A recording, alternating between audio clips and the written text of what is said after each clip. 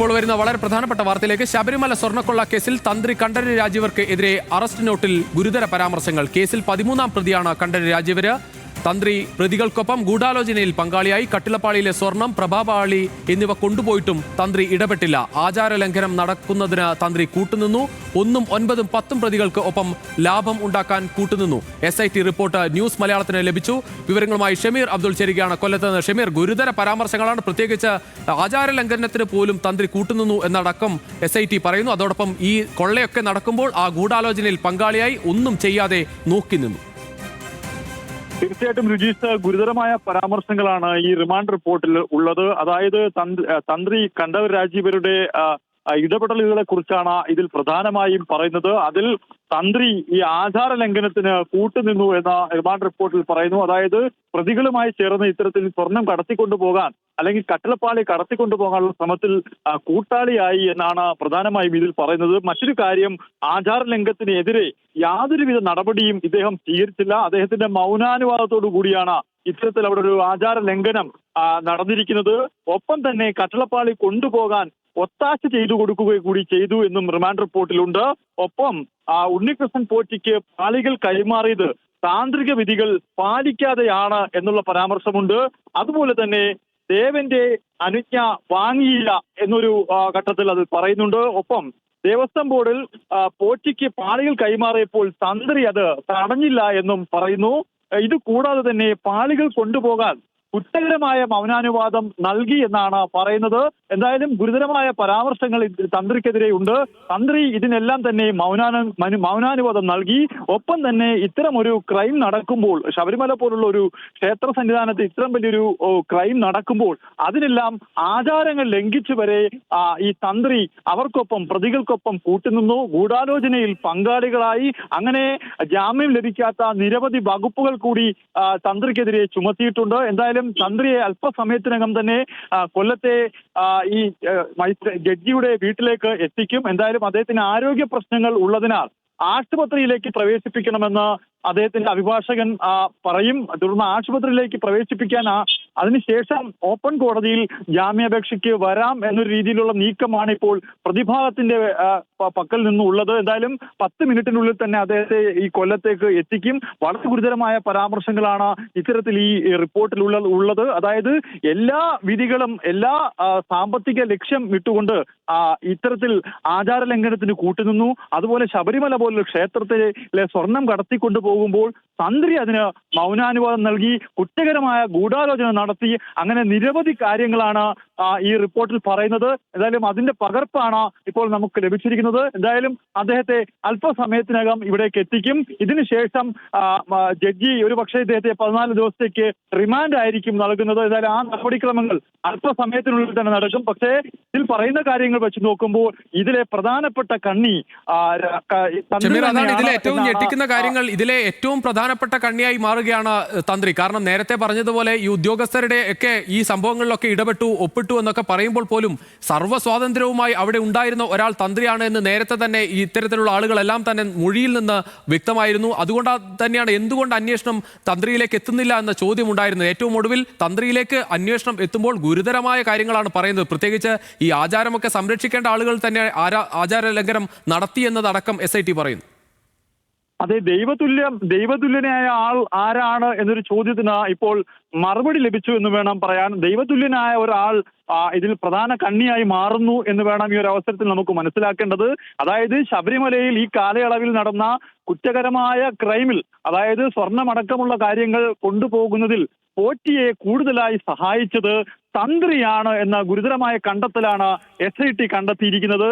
പോറ്റി ഇതുമായി ബന്ധപ്പെട്ട നിർണായക മൊഴികൾ SITക്ക് നൽകിയിട്ടുണ്ട്. പത്മകുമാർ ഇതുമായി ബന്ധപ്പെട്ട നിർണായകമായ മൊഴികൾ SITക്ക് നൽകിയിട്ടുണ്ട്. ഇതിന്റെ അടിസ്ഥാനത്തിലാണ് ഇന്ന് രാവിലെ അദ്ദേഹത്തെ ചോദ്യം ചെയ്യാനായി വിളിച്ചു വരുത്തിയതും ഈ ചോദ്യങ്ങൾക്കൊക്കെ തന്നെ അദ്ദേഹത്തിന് മറുപടി ഇല്ലായിരുന്നു എന്നും നമുക്ക് ലഭ്യമാകുന്ന വിവരങ്ങളിലുണ്ട്. എന്തായാലും കൂടുതൽ ചോദ്യം ചെയ്യൽ ആവശ്യമുണ്ട്.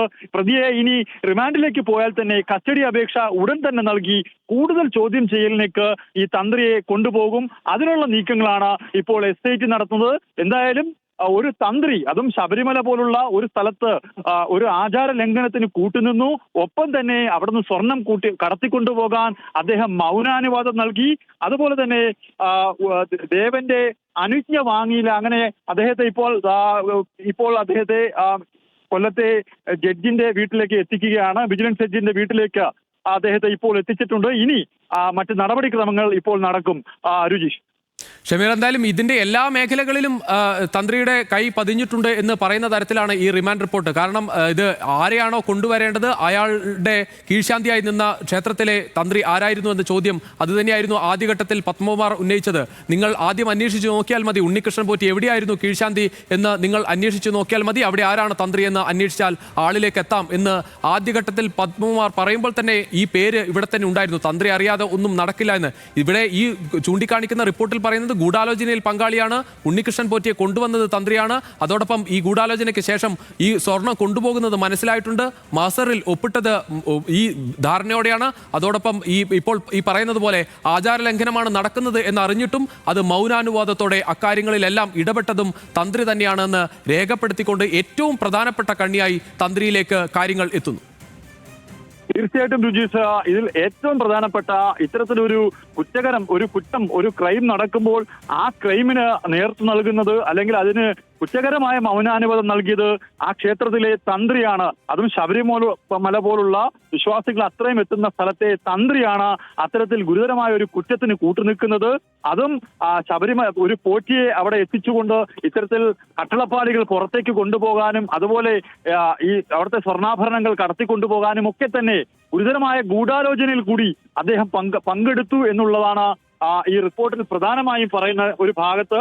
അതുപോലെ തന്നെ മറ്റൊരു കാര്യം, ഈ കണ്ഠരര് രാജീവര് അദ്ദേഹത്തിന് ഈ കാര്യങ്ങളൊക്കെ തന്നെ മുമ്പേ തന്നെ അറിയാമായിരുന്നു.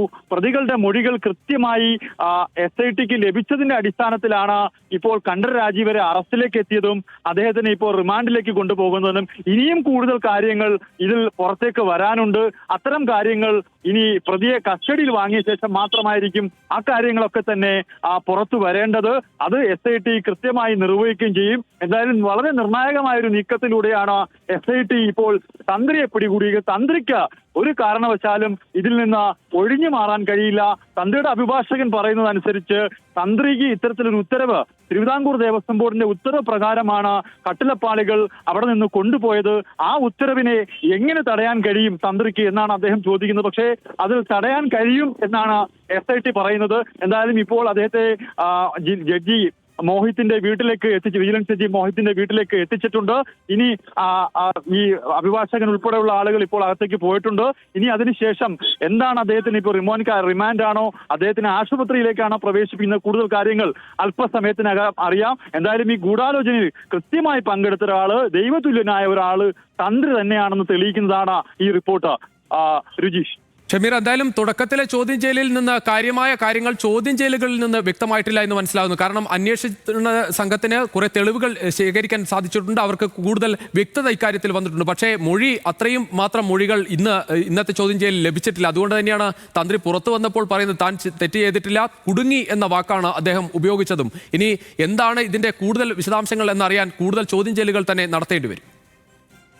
തീർച്ചയായിട്ടും ഈ അറസ്റ്റിന്റെ റിപ്പോർട്ടിൽ എന്താണ് ഈ അറസ്റ്റിൽ നടപടികൾ സ്വീകരിച്ചപ്പോൾ കൃത്യമായ വിവരങ്ങൾ ലഭിച്ചിരുന്നു. ആ അറസ്റ്റുമായി ബന്ധപ്പെട്ടുള്ള ഈ വിവരങ്ങളാണ് ഈ റിപ്പോർട്ടിൽ ഉള്ളത്. ഇനി ഈ റിപ്പോർട്ടിന്മേൽ എന്തൊക്കെ ചോദ്യം ചെയ്യൽ, അതായത് SITയുമായി ബന്ധപ്പെട്ട വൃത്തങ്ങൾ പറയുന്നത് കൂടുതൽ ചോദ്യം ചെയ്യൽ ഈ കേസിൽ തന്ത്രിയുമായ ആവശ്യമുണ്ട്. അതുകൊണ്ട് അറസ്റ്റ് ചെയ്ത ശേഷം അദ്ദേഹത്തെ കൂടുതൽ ദിവസം ചോദ്യം ചെയ്ത ശേഷം ഇതിൽ കൂടുതൽ വ്യക്തത വരുത്താം. ഇപ്പോൾ നിലവിൽ ഇത്രയും കണ്ടെത്തലുകളാണ്, നമ്മൾ നേരത്തെ മുമ്പേ പറഞ്ഞ ഇത്രയും കണ്ടെത്തലുകളാണ് ഇതിൽ ഉള്ളത് എന്നാണ് SIT പറയുന്നത്. ഇനി റിമാൻഡിന് ശേഷം മാത്രമായിരിക്കും ഇതിൽ കൂടുതൽ കാര്യങ്ങൾ പുറത്തേക്ക് വരിക. അത് ആ നടപടിക്രമങ്ങൾ ഇപ്പോൾ നടക്കുകയാണ്. എന്തായാലും SP ശശിധരൻ ഉൾപ്പെടെയുള്ള ആളുകൾ ഇവിടേക്ക് എത്തിയിട്ടുണ്ട്. എന്തായാലും ഈ കേസിന്റെ നിർണായകമായ ഒരു അറസ്റ്റാണ് ഇന്നുണ്ടായത്. ആ അറസ്റ്റിൽ നിർണായകമായ വിവരങ്ങളാണ് ആ അറസ്റ്റിന്റെ റിപ്പോർട്ടിൽ ഉള്ളത്. ആ വിവരങ്ങളാണ് ഇപ്പോൾ നമ്മൾ പ്രേക്ഷകരുടെ മുമ്പിലേക്ക് എത്തിക്കുന്നത്. ഷമീർ, എന്തായാലും ഈ നടപടികളെല്ലാം അതിവേഗം തന്നെ നടക്കുന്നു എന്നതാണ് മനസ്സിലാക്കേണ്ടത്. കാരണം ഇന്ന് അറസ്റ്റ് രേഖപ്പെടുത്തുന്നു, ഇന്ന് തന്നെ അത് കോടതിയിൽ തന്നെ ഹാജരാക്കുന്നു. ആ അർത്ഥത്തിൽ വളരെ വേഗത്തിൽ തന്നെ ചോദ്യം ചെയ്യലുകൾ പൂർത്തിയാക്കുന്നു, വളരെ വേഗത്തിൽ തന്നെ ഈ നടപടികളിലേക്ക് പോവുകയാണ്. തീർച്ചയായിട്ടും വളരെ വേഗത്തിൽ തന്നെ ഈ നടപടികൾ പൂർത്തിയാക്കുകയാണ്. അതായത് രാവിലെയോടുകൂടി അദ്ദേഹത്തെ വിളിച്ചു വരുത്തുന്നു, ചോദ്യം ചെയ്യുന്നു, ഉച്ചയോടുകൂടി അദ്ദേഹത്തിനെ അറസ്റ്റ് ചെയ്യാൻ സാധ്യത എന്ന വിവരം വരുന്നു. 2 മണിയോടുകൂടി അദ്ദേഹത്തെ അറസ്റ്റ് രേഖപ്പെടുത്തുന്നു. പിന്നീട് മെഡിക്കൽ നടപടികൾ പൂർത്തീകരിച്ച് വളരെ വേഗത്തിൽ അദ്ദേഹത്തെ ഈ കൊല്ലത്തേക്ക് എത്തിച്ചിട്ടുണ്ട്. ഇനി ഇപ്പോൾ സ്വീകരിക്കുന്ന നടപടികൾ ജഡ്ജ് അദ്ദേഹത്തെ റിമാൻഡ് ചെയ്യും. ആ റിമാൻഡ് അടക്കമുള്ള നടപടിക്രമങ്ങളുടെ കാലതാമസം മാത്രമാണ് ഉള്ളത്. ആ നടപടിക്രമങ്ങളാണ് ഇപ്പോൾ ഇവിടെ നടക്കുന്നത്. എന്തായാലും ഈ കേസിലെ 13ാം പ്രതിയിൽ നിന്നാണ് കൂടുതൽ വിവരങ്ങൾ പുറത്തേക്ക് വരുന്നത്. രുചീഷ്, ഈ കട്ടളപ്പാളി കേസിലാണ്, ദ്വാരകപാല കേസിൽ നിലവിൽ അദ്ദേഹത്തിന് അറസ്റ്റ് രേഖപ്പെടുത്തില്ല. കട്ടളപ്പാളി കേസിലാണ് അദ്ദേഹത്തിന്റെ അറസ്റ്റ് ഉണ്ടായിരിക്കുന്നത്. എന്തായാലും തന്ത്രി, അതും ഒരു ക്ഷേത്രത്തിലെ ആളുകൾ പരിപാവനമായ ഒരു ക്ഷേത്രത്തിലെ തന്ത്രി ഇത്തരത്തിലൊരു ഗൂഢാലോചനയിൽ പങ്കാളിയായെന്നുള്ള നിർണായകമായ വിവരങ്ങളാണ് വരുന്നത്. കട്ടളപ്പാളിയിലെ സ്വർണം, പ്രഭാപാളി എന്നിവ കൊണ്ടുപോയിട്ടും തന്ത്രി ഇടപെട്ടിട്ടില്ല എന്ന് ഈ അറസ്റ്റ് റിപ്പോർട്ടിൽ പറയുന്നു. അതുപോലെ തന്നെ ആചാരലംഘനം നടത്തുന്നതിന് തന്ത്രി കൂട്ടുനിന്നു. ഒപ്പം തന്നെ തന്ത്രി ഇതിൽ നിന്നും നേട്ടമുണ്ടാക്കി എന്നൊരു വരി കൂടി എഴുതി ചേർത്തിട്ടുണ്ട്. അതായത് സാമ്പത്തികമായുള്ള നേട്ടം ഉണ്ടാക്കി എന്നൊരു വരി കൂടി ഇതിൽ ഉണ്ട്. 1, 9, 10 പ്രതികൾക്ക് ഒപ്പം ലാഭം ഉണ്ടാക്കി എന്നാണ് അതിൽ പറയുന്നത്. ഒപ്പം തന്നെ ദേവസ്വം ബോർഡിന് നഷ്ടമുണ്ടാക്കിയെന്നും തന്ത്രിക്കെതിരെ SITയുടെ ഈ റിപ്പോർട്ടിൽ, ഈ അറസ്റ്റ് റിപ്പോർട്ടിൽ വ്യക്തമാക്കുന്നുണ്ട്. സുജി.